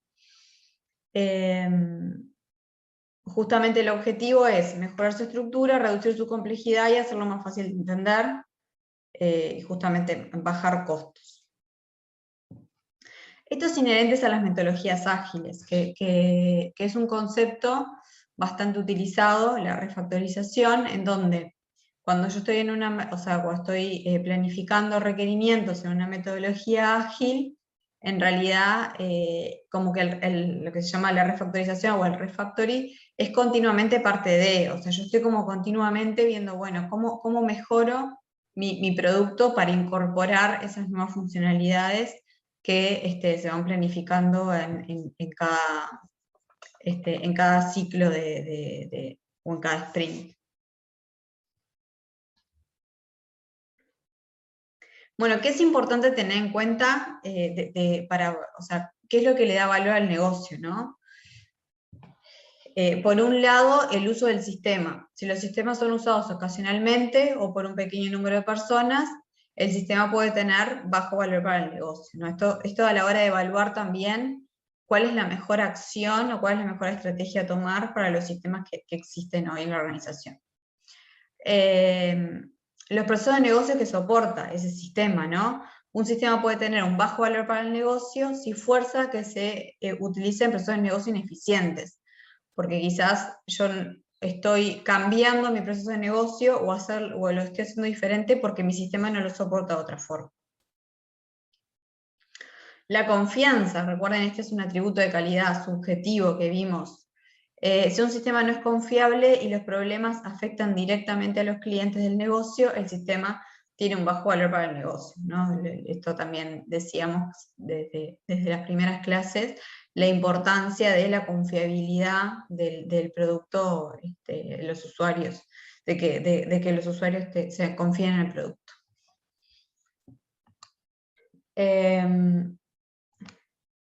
Uy.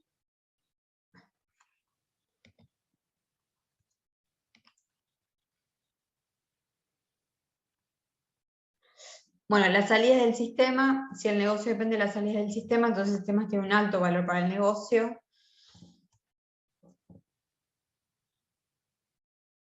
Esto es lo que decíamos, en qué medida el proceso de negocio da soporte a los objetivos actuales del negocio, ¿no? O sea, importante considerar, digamos, este sistema, cómo soporta este sistema los procesos de negocio, cuán efectivo es el entorno del sistema y cuán costoso es su mantenimiento, también ya lo dijimos, cuál es la calidad del software, y esto lo podemos medir en cantidad de solicitudes de cambio, cantidad de interfaces, volumen de datos utilizados, también por ejemplo cantidad de incidentes, es otra medida de calidad, ¿no? O sea, qué tantos errores o incidentes se detectan en una unidad de tiempo. Todo esto justamente lo que me permite es evaluar la calidad del sistema, ¿sí? O sea, ver y tomar acciones o no, digamos, o definir qué acciones voy a tomar para cada sistema dependiendo de cuáles son las respuestas, digamos, a estas preguntas. Y bueno, como les decía, dentro de lo que es la evolución de los productos de software, que bueno, que la evolución involucra justamente no todo lo que estuvimos viendo hasta ahora, y lo que es el mantenimiento del producto, ¿no? Y acá yo puedo clasificar el mantenimiento de acuerdo a lo que llamamos tipos de mantenimiento, ¿no? Si es un mantenimiento para reparar defectos o errores o vulnerabilidades, ¿no? Errores que hayan sido introducidos durante las diferentes etapas del ciclo de desarrollo, que recuerdan como veíamos, que bueno, corregir un error que cometí durante alguna de las etapas del proceso de desarrollo, cuando ya está el producto siendo utilizado por los usuarios, es mucho más costoso, pero bueno, sucede, se nos escapan errores, más allá de todas las acciones que puedo tomar para evitar que esto suceda. Ese es el mantenimiento que llamamos correctivo. Mantenimiento para adaptar el software a un entorno operativo diferente. Esto puede ser, por ejemplo, cambios en el ambiente operativo, alguna evolución tecnológica, eso es lo que llamamos el mantenimiento adaptativo. Y el mantenimiento extensivo o evolutivo es justamente el mantenimiento para agregar o modificar funcionalidades del sistema, ¿no? O sea, o modificar una funcionalidad que ya existe o agregar una nueva, ¿no? Entonces, esas son como las categorizaciones, las clasificaciones de los tipos de mantenimientos que existen. Obviamente lo que nosotros queremos es que la mayor parte del mantenimiento sea en modificar o agregar nuevas funcionalidades, que es realmente lo que le va a dar valor al negocio. Quiero tender a que el mantenimiento correctivo sea el menor posible, y bueno, el mantenimiento adaptativo tengo que asumir que algo de mantenimiento adaptativo voy a tener, porque las tecnologías evolucionan, los entornos hay que adaptarlos, pero también, digamos, debería ser bajo. Esta es como una distribución del esfuerzo de mantenimiento, según, digamos, determinadas empresas, ¿no? O sea, cómo es que se da, y como ven, o sea, casi la cuarta parte del tiempo de mantenimiento se dedica a corrección de errores, cosa que es muy alto. Entonces, eso es lo que yo tengo que intentar disminuir, y que la mejor forma, la mejor acción que puedo tomar para disminuir eso es incorporando acciones de calidad durante el proceso de desarrollo. Lo que veníamos diciendo durante el curso, ¿no? Las acciones que yo tome durante un proceso de desarrollo van a impactar directamente en la calidad de mi producto durante el mantenimiento. Entonces, una acción fundamental para poder disminuir esto, no es la única, pero es muy importante, es todas las acciones preventivas y de calidad que pueda tomar durante el proceso de desarrollo. Bueno, acá tenemos otra clasificación similar, correctivo también. Ya lo dijimos, correctivo para corregir justamente reparación de fallas, adaptativo para adaptarse a cambios del entorno, agrega, en realidad agrega una más que es preventivo, que es justamente estas acciones que veíamos que se pueden dar para prevenir que el desempeño del software se degrade por la incorporación de sucesivos mantenimientos, y bueno, el perfectivo o extensivo, este también es el que hemos visto. El preventivo es importante considerarlo, debería ser bajo, y o sea, está bien que sea bajo, porque deberían ser como pequeñas acciones que me reditúen en un menor retrabajo futuro. Y el que, como les decía, el que tengo que intentar disminuir es el correctivo, y el adaptativo en realidad sé que existe, tengo que asumir que va a existir, pero también debería ser bastante bajo.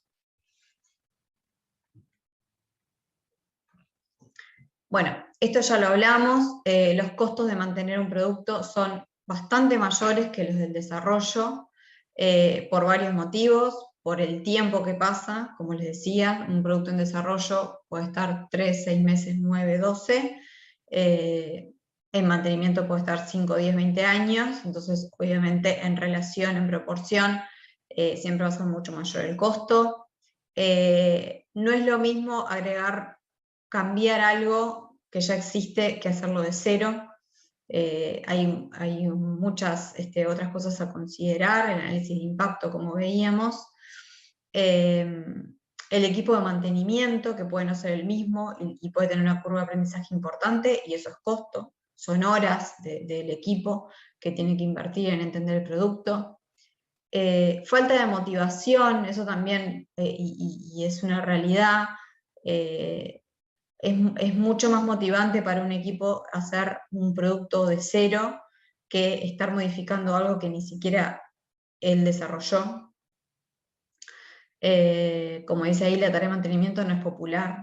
Digo, a la hora de elegir, seguro que un equipo prefiere hacer un desarrollo nuevo que mantener un producto que, digamos, solo hay que modificar o hacer un cambio, como que pierde parte de la motivación.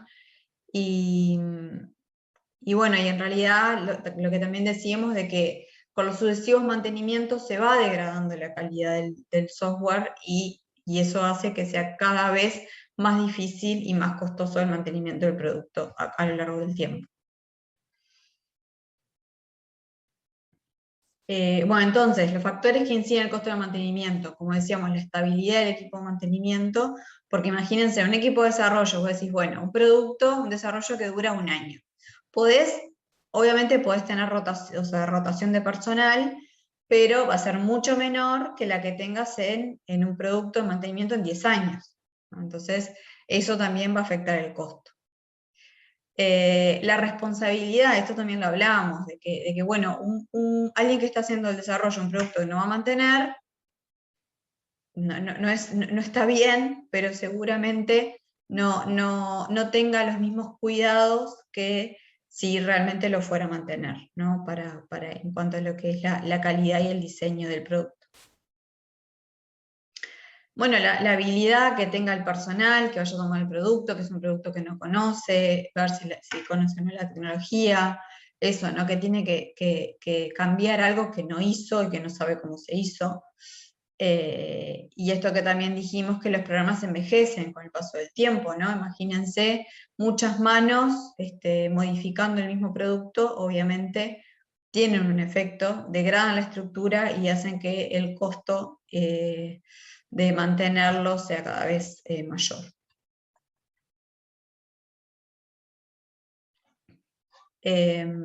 También es importante balancear la necesidad del cambio con la disponibilidad del sistema, ¿no? O sea, hay que ver esto que hablamos de cómo planifico estos mantenimientos, bueno, para cuándo es necesario cada cambio, cuándo lo voy a tener disponible, cuánto tiempo me lleva cada uno de estos cambios, y justamente trabajar sobre los potenciales problemas que pueden surgir, sean técnicos, de personal, de necesidades, de costos. Dentro de los problemas técnicos, digo, más de lo que ya hablamos, ¿no? Decir, bueno, cómo se va degradando la calidad del sistema a medida que va pasando el tiempo y de que tengo un mantenimiento tras otro. Y eso, cómo se va degradando, digamos, el diseño del producto. Si tengo la documentación actualizada, ¿no? Imagínense un producto que está en mantenimiento hace muchos años, realmente se fue actualizando la documentación con todos los cambios que se fueron haciendo o no. ¿Qué tan fácil o qué tan difícil es probar ese producto? Si yo no tengo claro realmente cómo se fue modificando, difícilmente puedo saber cómo probarlo. Los problemas de personal que hablábamos, ¿no? De que, bueno, si conocen el producto o no, si no lo conocen, van a tener que invertir un tiempo en conocerlo. Tienen que analizar el impacto de un cambio sobre un producto que no conocen. Imagínense, eso también es bastante difícil. Si no tienen una buena documentación y una buena matriz de trazabilidad, más difícil aún. Y esto de que hablamos de prioridades de la gerencia, ¿no? De decir, bueno, si yo tengo que priorizar entre hacer algo nuevo o mantener o evolucionar algo que ya está funcionando, y seguramente si yo tengo que definir dónde voy a poner mis recursos, seguramente voy a decidir que va a ser sobre algo nuevo, porque total lo otro ya está operando, digamos, ¿no? Bueno, sí, lo puedo mejorar un poquito más, un poquito menos, pero ya está operando. Entonces, en definitiva, lo que pasa, como los recursos son limitados, se tienden a priorizar funcionalidades nuevas o desarrollos nuevos antes que mantener algo que ya existe, que ya funciona, bien o mal, pero funciona, y que, bueno, y que realmente no se le ve el valor que puede tener seguir evolucionando ese producto.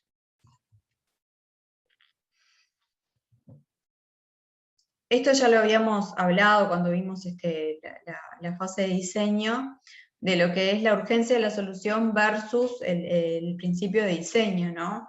De que justamente a veces tengo que puede suceder y que va a suceder que yo tenga excepcionalmente alguna urgencia y tenga que implementar un cambio rapidísimo, y obviamente no me puedo preocupar en ese momento de si lo diseñé bien, lo diseñé mal, la calidad, cómo afectó. Y bueno, y pasa, esas cosas pasan. Lo que no debería pasar es que yo, una vez de que pasó esa urgencia, yo puedo hacer un parate y decir, bueno, a ver, lo solucioné así porque tenía que salir rápido del paso, pero ¿cuál hubiera sido la mejor solución? ¿Qué es lo que yo puedo hacer de acá a futuro para mejorar esa solución que tuve que hacer de forma urgente, ¿no? No es que, bueno, ya quedó solucionado con este workaround y no pasa nada, sino que, bueno, si yo tuve que solucionar una urgencia, bueno, está bien, lo tuve que hacer, pero tener el tiempo después para realmente evaluar y planificar cuál debería ser la mejor solución y planificar esa mejor solución para incorporar, porque si no, esa urgencia tras urgencia tras urgencia, donde yo no puedo ponerme a pensar y a diseñar y a ver cómo afecta la calidad, es lo que realmente hace que se vaya degradando el producto, ¿no? Bueno, las necesidades de corto plazo y esto que hablábamos, ¿no? Decir, bueno, asumo que es una urgencia, pero a largo plazo esta urgencia me va a salir muy cara. Entonces, salvo que yo pueda tomar acciones correctivas luego, ¿no? Y planificar la incorporación de cambios, que es esto que decíamos, no es que, bueno, uno me pide una cosa, lo hago, otro me pide otra cosa, lo hago, otro me pide otra cosa, lo hago. No, yo tengo un conjunto de cambios, tengo un paquetito, armo una versión, lo analizo todo junto, lo diseño todo junto, lo implemento todo junto, o sea, voy planificando las versiones y voy liberando las diferentes versiones que incluyen un conjunto de cambios, y no hacerlo uno a uno, porque eso realmente sí es mucho más costoso.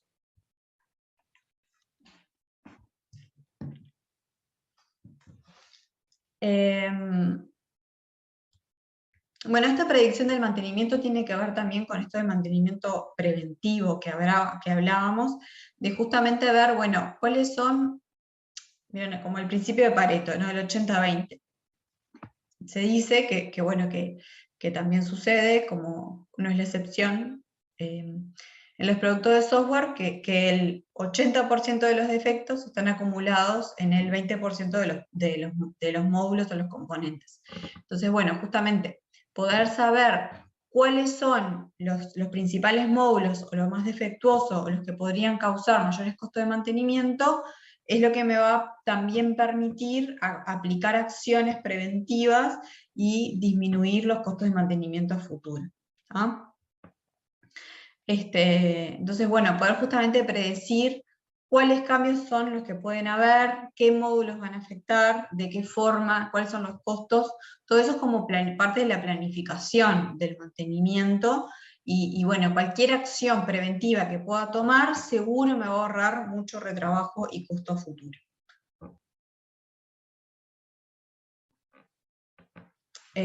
Bueno, y esto tiene que ver justamente qué partes del sistema son las más costosas de mantener, cuáles son los costos del mantenimiento que voy a tener,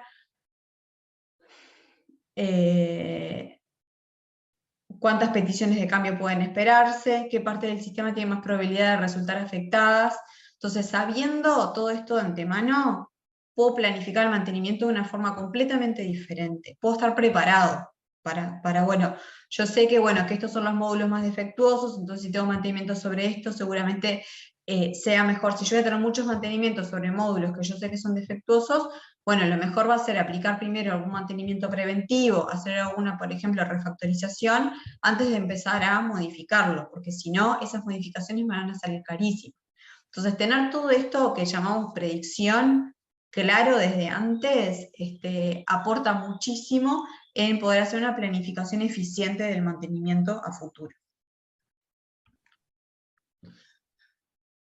Y justamente también lo que aporta es en saber la complejidad que tiene cada uno de estos componentes, ¿no? Porque de acuerdo a la complejidad también voy a poder determinar qué tan costoso va a ser o no mantener determinados módulos del producto, ¿no? O sea, es toda información que seguro me aporta a la hora de planificar, digamos, y a la hora de hacer más efectivo y más eficiente los costos de mi mantenimiento.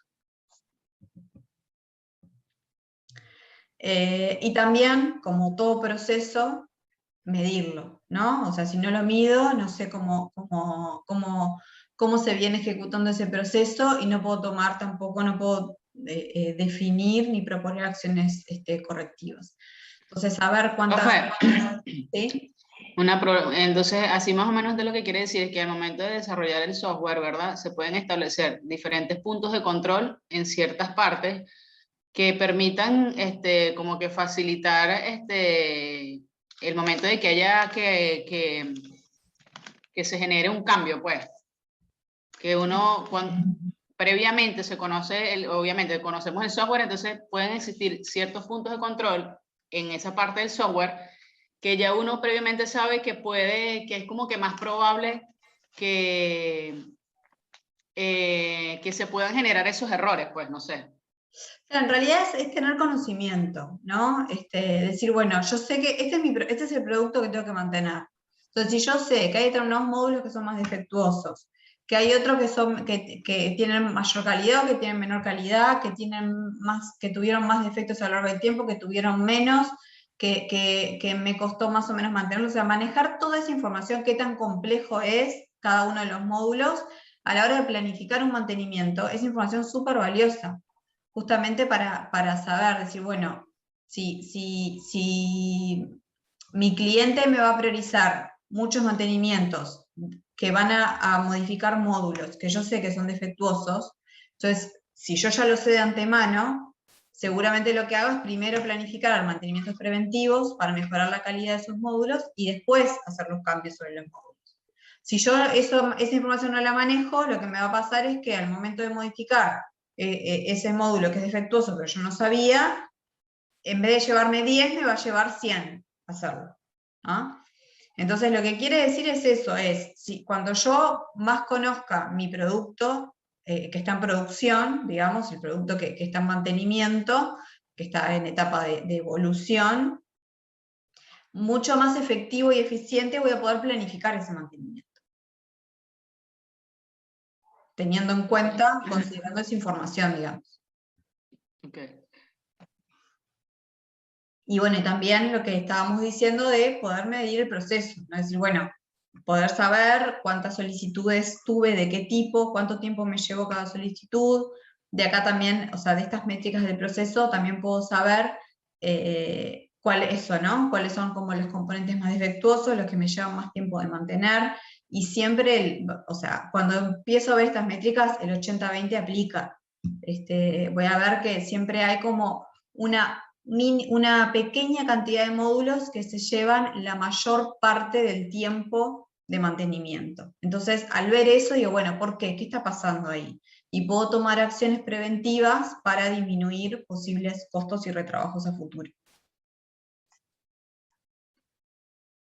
Y bueno, también de las métricas del proceso puedo sacar otras acciones, ¿no? Decir, bueno, por ejemplo, tiempo promedio para implementar una solicitud de cambio. Veo que me está llevando un tiempo mucho mayor al que me debería llevar. ¿Por qué? ¿Dónde está el cuello de botella? ¿Qué es lo que está sucediendo?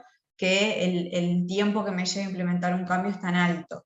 Y obviamente, ¿no? Digo, esto aplica, no, como cualquier proceso, que es necesario definir cuáles son las métricas que me interesan, y definir qué acciones tomar dependiendo del resultado de cada una de esas métricas. Esto nada, es genérico como acciones de mejora de cualquier proceso y no escapa a lo que es el proceso de mantenimiento.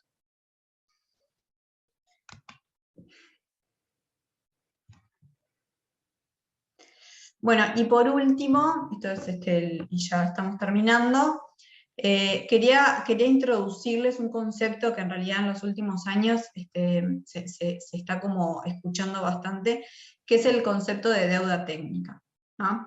El concepto de deuda técnica es lo que es justamente, ¿no?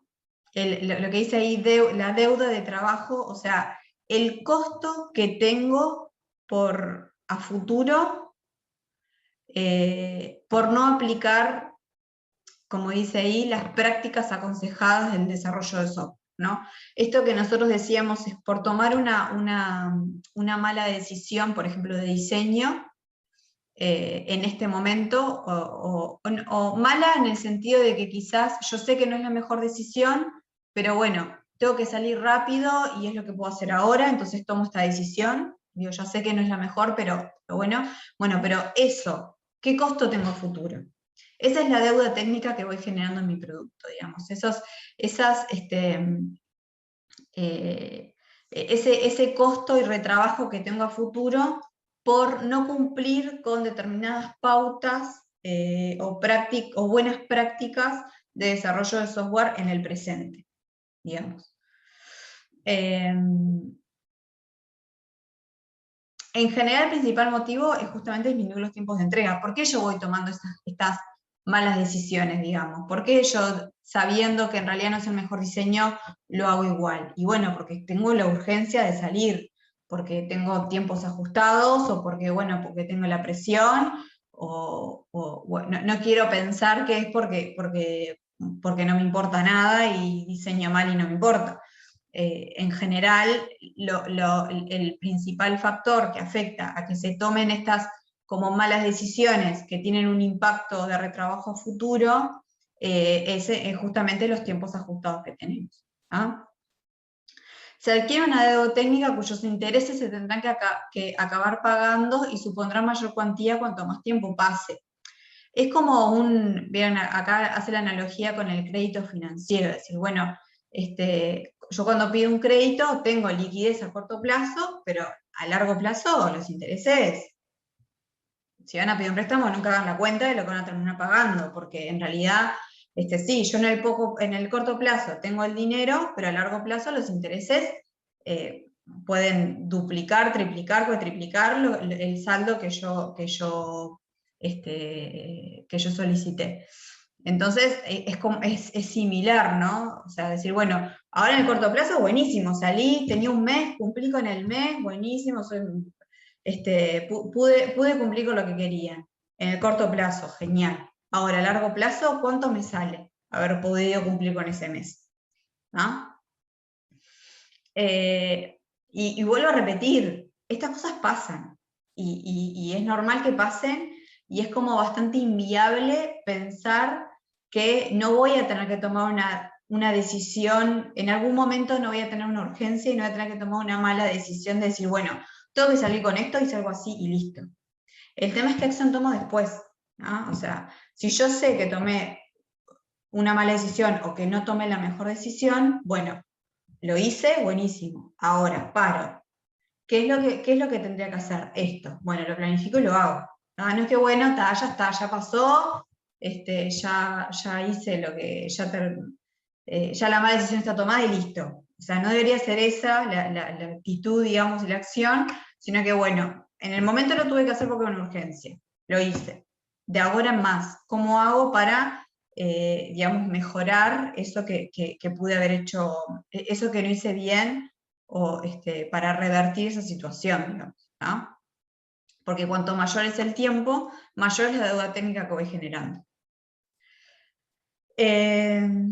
Y bueno, justamente puede ser advertida o inadvertida, puede pasar, o sea, quizás yo en el momento estoy tomando una mala decisión de diseño y realmente no lo sé, no me doy cuenta, o quizás es por una urgencia y yo sé que estoy tomando una mala decisión.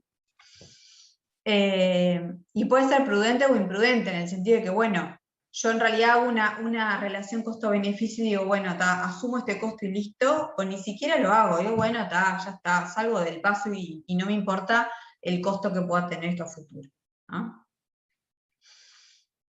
Bueno, algunos ejemplos típicos, errores conocidos y no solucionados, o sea, yo sé que existe el error, pero no me interesa, lo dejo pasar. Mejoras que sé que puedo incorporar en el código que nunca implementé.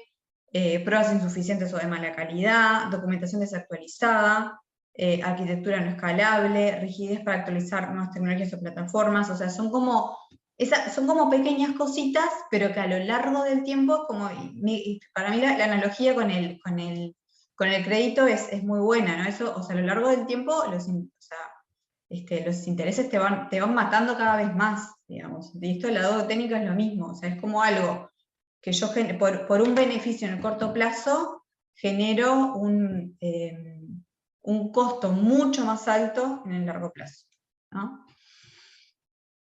No, me parece que es un concepto súper interesante. No sé si es tan fácil como de entender, pero bueno, por eso me pareció que la analogía esta con el crédito financiero está buena, porque es tal cual.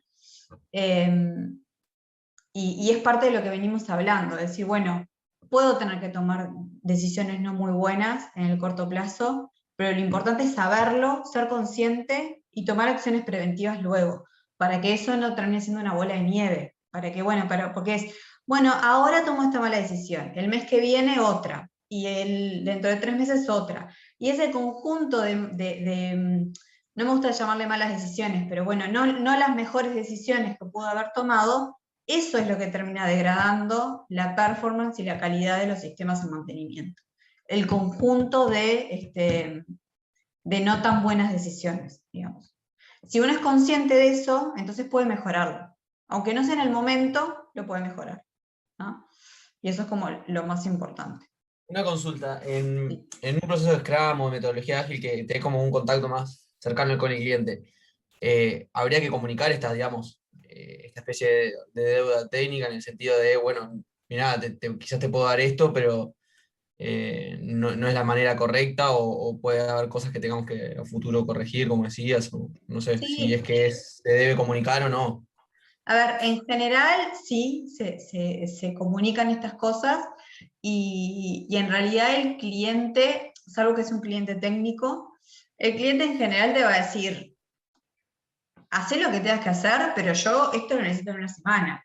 O sea, como que el cliente nunca va a ser tan consciente de esto. ¿Me explico? Va a priorizar la urgencia, va a priorizar los tiempos, va a priorizar que se haga y no el cómo se haga. Sí, claro, Entonces, obvio.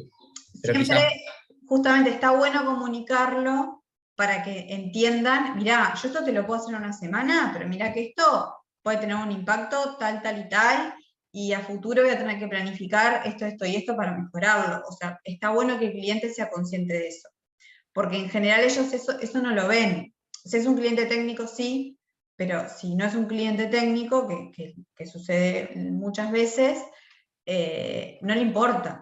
O sea, no le va a importar cómo se degrada la calidad del sistema de acá a futuro. O sea, que está mal, les debería importar. Pero en general lo que está mirando el cliente es, a mí solucioname este problema, yo esto lo necesito en una semana y listo, vos ves cómo haces. Entonces, Claro. está buena la pregunta porque justamente es algo que en general el cliente no visualiza. Y está bueno hacérselo ver. Claro, incluso se podría utilizar como para negociar, digamos, ese un poco ese tiempo, ¿no? Decirle, bueno, yo te lo puedo hacer en una semana, pero es muy probable que, no sé, tenga fallas o quizás te quede, no sé, en algún Sí, momento te quedas sin sistema en operación y quizás ahí se le hace ver al cliente eso, bueno, dice, está, capaz que puedo esperar 2 semanas y lo hacemos un poco mejor y estamos más ajustados. También, totalmente, sí. O bueno, te lo hago en una semana, pero después necesito 2 semanas más para poder, o sea, te hago en una semana para salir del paso, pero mira que después necesito 2 semanas más para poder mejorar esto que voy a hacer para salir del paso. O sea, eso también es importante comunicarlo y que quede como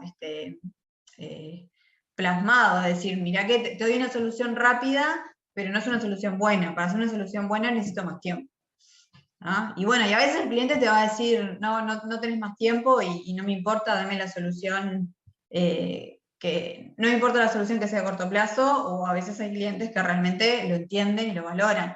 Y en definitiva son ellos los que van a terminar pagando más, porque a futuro, cuando tengan que hacer otros mantenimientos, los que van a terminar pagando el retrabajo y esa deuda técnica son ellos, digamos. Entonces, está bueno hacérselo ver, pero nos vamos a encontrar con clientes que lo entienden y nos vamos a encontrar con clientes que nos van a decir no me importa, y va a pasar. Bien, gracias. Bien, vamos a dejar por acá. Este anexo de herramientas de soporte al proceso de desarrollo en realidad es algo que sí, a veces en alguna clase nos da el tiempo, lo vemos, pero también lo vamos a ver con Angie, así que por ahora no, lo dejamos para más adelante. ¿Ah? Y por acá terminamos con lo que es digamos, la fase de liberación y evolución del producto.